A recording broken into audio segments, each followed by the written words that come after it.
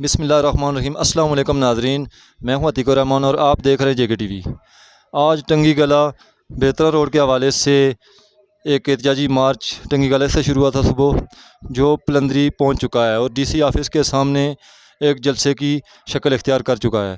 تو لوگوں کا یہی کہنا ہے اور جو منتظمین ہیں جرگے کے اور جلسے کے، ان کا یہی کہنا ہے کہ ہم لوگ یہاں دھرنا دیں گے اور DC آفس کے سامنے بیٹھے رہیں گے یا کوئی اور متبادل لائے عمل دیں گے۔ تو اس حوالے سے فاروق ارشد صاحب میرے ساتھ موجود ہیں، ان سے بات کرتے ہیں کہ آپ کا کیا لائے عمل ہے اور آپ DC آفس کے سامنے دھرنا دیں گے یا کوئی اور پلان ہے آپ کا۔ اس حوالے سے JK TV کے ناظرین کو آپ آگاہ کر دیں۔ بسم اللہ الرحمن الرحیم۔ سب سے پہلے شکریہ جی JK TV کا، عتیق صاحب آپ کا، اس سے کہ آپ اور آج ڈبل شکریہ ہے۔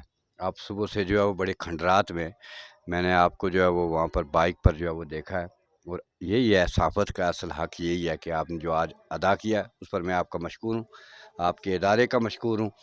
اور ساتھ یہ ہے کہ آپ نے پوچھا ہے کہ آگے کا لائے عمل کیا ہے، تو ابھی جو ہے وہ ہم یہاں پر جو ہے وہ بیٹھے ہوئے ہیں، اور انتظامیہ کی طرف سے جو ڈپٹی کمشنر ہیں یا جو یہاں کے منسٹر ہیں، وہاں کے منسٹر ہیں، وہاں کے اپوزیشن میں سب سے زیادہ ووٹ لینے والے فاروق مطاہر صاحب ہیں یا نجیب نکی صاحب ہیں۔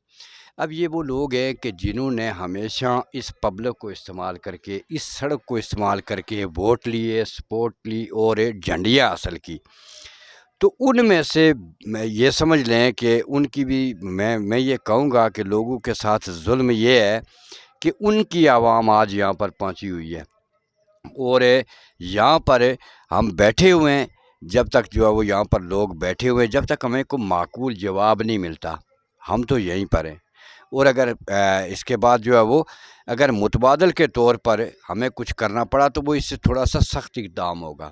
ہم جو لائے عمل جو ہے وہ ترتیب دیں گے وہ اس سے زیادہ سخت ہوگا، انتظامیہ کے لیے بھی اور حکمران طبقے کے لیے بھی۔ کٹو تو دوبارہ اپنا ایک اور